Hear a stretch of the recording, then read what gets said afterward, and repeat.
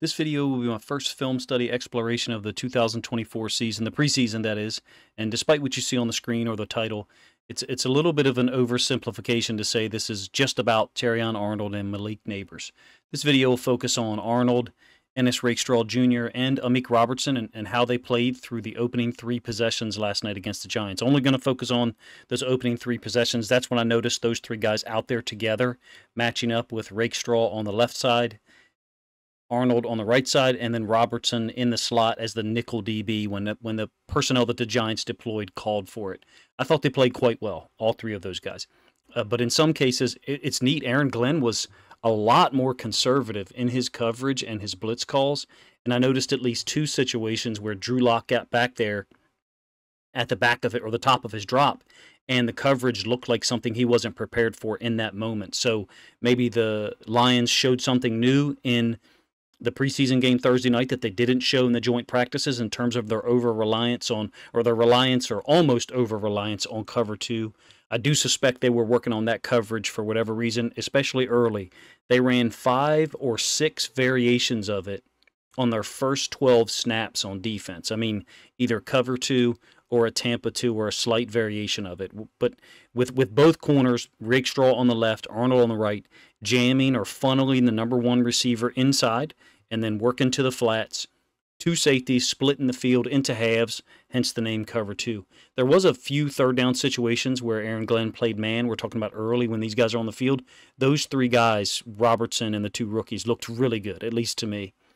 Yes, they were facing Drew Lock. Could someone with a bigger arm have attacked up the sideline in the cover two? Maybe. There's also something to be said for mixing in the two versions of cover two that Aaron Glenn did. A little bit wider with the Tampa 2 so as to maybe discourage the whole shot up the sideline, over top the corner's head as an automatic throw. I was watching the Giants broadcast, like I said last night in the reaction video, and Phil Simms, who would know, was not as willing to co-sign something that Carl Banks said. And we'll show the play here in this video. Nabers works up the right sideline immediately against the cover two, and Carl Banks says, we got to throw that and throw it now. Throw it down the field, give him a chance. And Phil Simms, you could hear it in his voice, was hesitant to co-sign that because I think he understood a couple of things that maybe Carl Banks didn't. But look, those two guys were great to listen to. Fun, if you ask me. Arnold and Rakestraw really solid on the outside, facing up against Malik Nabers and Jalen Hyatt, who apparently some say today have talked their coach into play, and I find that interesting. Like, whatever my plan is for our scrimmages, that's our plan. But Robertson in the slot, I think played 18 snaps. Arnold only 13. Robertson looks super aware, and he's got great timing, great recognition of the routes. Small sample size, I know, with those three guys, particularly for Arnold. I think Arnold only had 13 snaps, so the first three possessions. Stephen Gilmore, 31 snaps, 32. Rakestraw at 37. I loved Gilmore's play in the preseason last year. I'm not going to be able to focus on it here. Nabers and Hyatt combined for 23 snaps and only got one target. If Nabers tormented the Lions DBs in the joint practices, which I believe he did, that's what all reports said, fine. We didn't see any examples of that Thursday night. We'll start this off with the 3rd and 9, the interception by Brandon Joseph on the third possession. Again, only going to focus on the Giants' first three possessions, the Lions' first three defensive possessions, and show you selected plays. I think I've got 9 coverage situations here. This is a 3rd and 9. It's man-free. It almost seemed like during the game while watching it live, when Robertson was on the field, they played man, and when he was off, they played cover two. That's a little bit of an oversimplification, but they are matching up man here. That's Arnold on Nabers. Robertson on, I think, Isaiah McKenzie in the slot. And then up here, Rakestraw is on Isaiah Hodgins, who is the intended receiver. Frontside safety is able to drop down. Joseph to the trips. They're letting Jalen Reeves-Maben handle the backside tight end Bellinger. So the backside safety is able to kind of roll to center field in this man free. Some people call it robber, whatever you want to call it, but it's a great job by Joseph. Drew Lock kind of throws the ball directly to him. All three of those guys on that snap, I thought, did a nice job being physical, showed their athleticism. I don't have the concerns about the speed of Rakestraw and Arnold that other people do. Nonetheless, I understand that concern is out there. This is first play of the game, first series, I should say. Base defense, so Robertson's not on the field. Rakestraw up top, Arnold down at the bottom against 12 personnel, meaning 1 running back and 2 tight ends. And you can see that you've got a very clear delineation of corner, Arnold in the flat, corner, Rakestraw in the flat, and then half field safeties here. Played a lot of this, and either the linebacker was playing at depth or he was getting vertical like a Tampa 2. I suspect that here he was going to match any vertical, but none showed up. James Houston dropping out of there from the base defensive look to basically get you, subtract 1 from the rush, the potential rush, only get you into a 4-man rush. I know there's been a lot of complaints about that. But that's the scheme that they were playing a lot of from their base defense. Cover 2 with the Sam, James Houston, the 4th, dropping out once he reads past. Very next play after that 5-yard scramble by Locke. This is a 2nd and 5. You'll notice Robertson is on the field, matched up against McKenzie. Arnold over here to the right, Rakestraw up top to the left. Man defense, it's an RPO, in my opinion. They're run blocking up to the top side of the screen, and you've got 2 routes down here to the bottom side by McKenzie. And Jalen Hyatt is going to shake and then slant into the inside. Well covered by Robertson. Also at 51, I believe deflects this initially. Technically, from a statistical standpoint, they're giving Robertson the pass defense. But you can see he drives on routes. He recognizes things quickly from a nickel position. They went through joint practices with the Giants this week, so he's certainly seen a lot of their stuff. I think he's some people call him instinctive player. I don't necessarily use instinctive. I say smart, aware, savvy. But getting back to the concept, you had the running back cross in the face.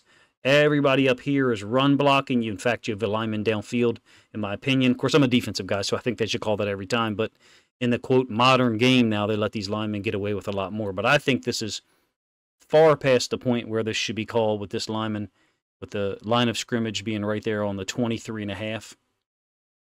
I guess almost the 24. Pass defense for Robertson on the 2nd and 5. Very next play, 3rd and 5.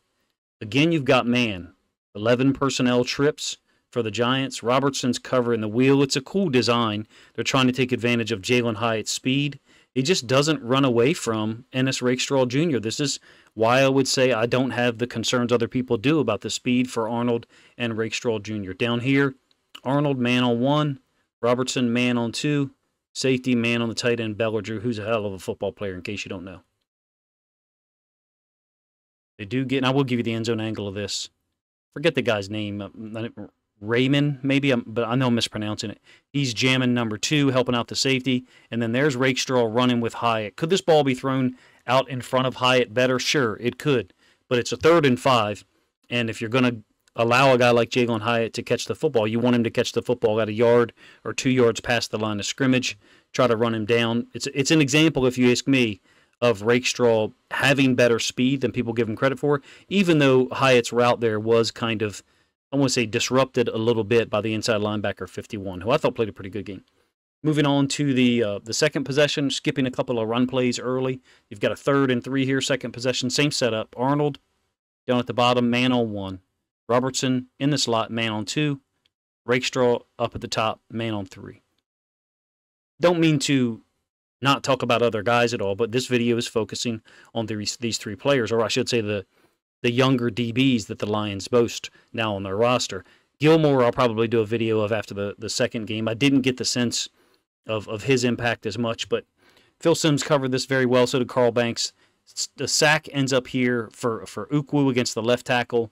He is upfield a little bit. Drew Lock, Simms identified it. He did a great job. He said Locke, whenever there's pressure, tends to scramble out to the right instead of stepping up. On the very next possession when there was pressure, Locke immediately stepped up and found a little bit more clear space, basically created more time for himself to complete a pass. But I believe he's looking up top here to Rakestraw, I think is against Neighbors, and there's just nothing there. Rakestraw's in good position. I did not see, I mean, Neighbors is going to be a heck of a football player, no doubt. I mean, all the reports are that he's been great in camp, and he certainly played well in the joint practices against the Lions, even though I didn't see it.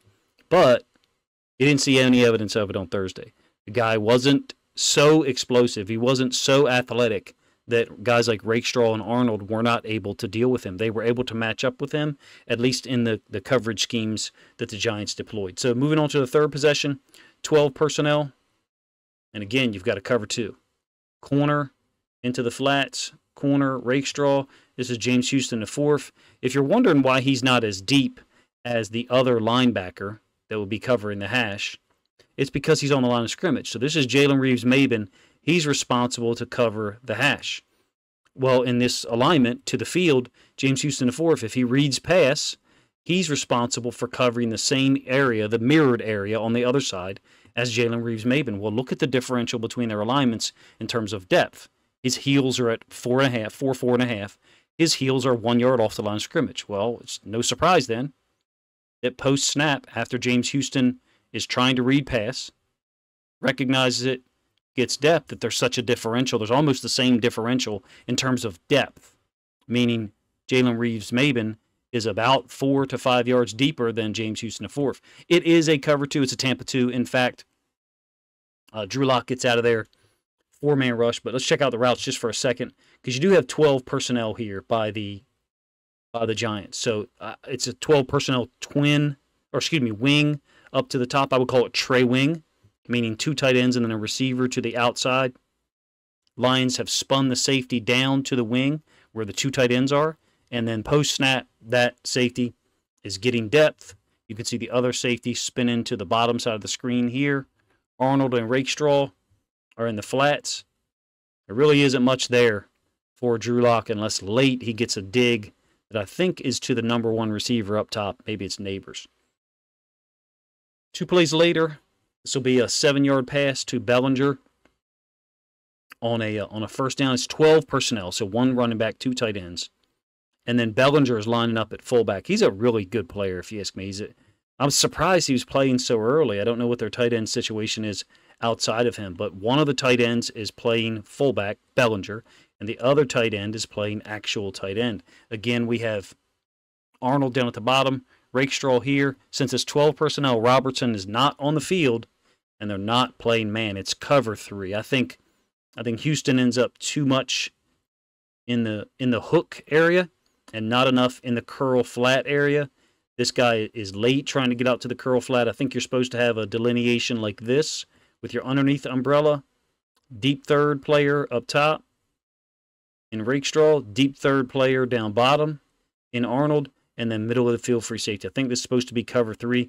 So you see kind of what I'm saying. When Robertson was not on the field, it was very simplistic coverage. It's cover 2, Tampa 2. Here we have an example of a cover 3 on the 3rd possession. Safety is in the box to the weak side. Right here.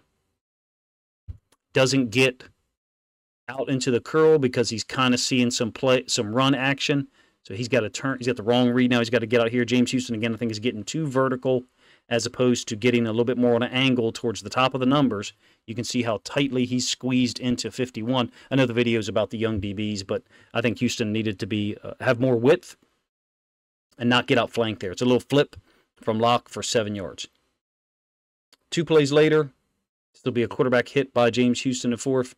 Again, base personnel is on the field.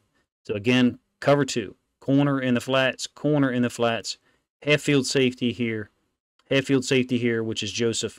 And here's your underneath 3 droppers matching up. Lock will kind of break out a little bit from the pocket to the right.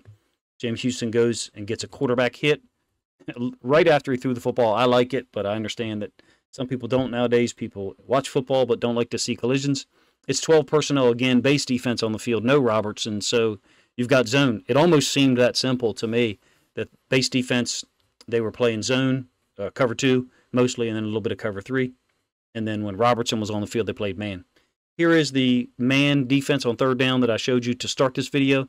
Again, just focus on the coverage of these 3 guys. You're welcome to let me know if you didn't like them as much as I did in last night's game. Granted, they were playing against Drew Lock, fine. Backup offensive lineman, fine too. Maybe with the starting offensive lineman and Daniel Jones, the Giants would have been able to create more time for the quarterback to get further into the reads. I still think these guys look good in their coverage relationship, particularly in man, kind of giving their coverage away here with the alignment of 2 linebackers to the backside. And all 3 of your DBs cowboyed over to the same side, whatever the terminology is that you know or you have experience with. Ours was cowboy, meaning all the corners on the same side. it ends up being a gimme interception for Brandon Joseph. I would like to see these guys play more, particularly TERRION ARNOLD. Do I want to see TERRION ARNOLD play more in the preseason? Not necessarily. I think I've seen enough, but certainly the Lions are going to allow these guys to play more. They did it last year. They're going to allow these guys to ramp up as we get closer to the regular season. I thought it was a good start for all three of them. To see Rakestraw get, again, 37 snaps, 36 snaps was encouraging. Out on the left-hand side, I don't share the same concerns about his speed, his burst, nor about Arnold. You may let me know if you have those same concerns in the comment section. I will put out a video from the end zone angle that will basically focus on the edge rushers, the outside linebackers, Nate Lynn, James Houston IV, and Ukwu. Please let me know if I'm mispronouncing his name. I don't want to butcher it any more than I probably already have. I will put out a video from the end zone angle of those guys after the Ravens game tonight. The Ravens preseason opener against the Eagles starts, I think, at 7 o'clock. So I wanted to get one of these videos done for you guys to check out early. And let me know if you were as impressed with these young DBs as I was. Again, a Gilmore video, who is a player that, because of the acquisition, seems to have been pushed down the depth chart. I think he's a capable guy. I think he's super athletic and smart, and he's got great timing. Kind of reminds me of Amik Robertson, except Robertson's going to play more in the slot as a nickel defender, obviously, than Gilmore does. Appreciate you guys' time, man. Let me know what you think of the video in the comment section, what you think of my thoughts, if you agree or disagree with my evaluation of how these guys played in a small sample size, number one. And number two, if you think other Lions fans would enjoy this content, this film study look at some of the rookie or younger defensive backs that the Lions now have, then please consider grabbing a link to this video, sharing it out on social media to help this content get more reach.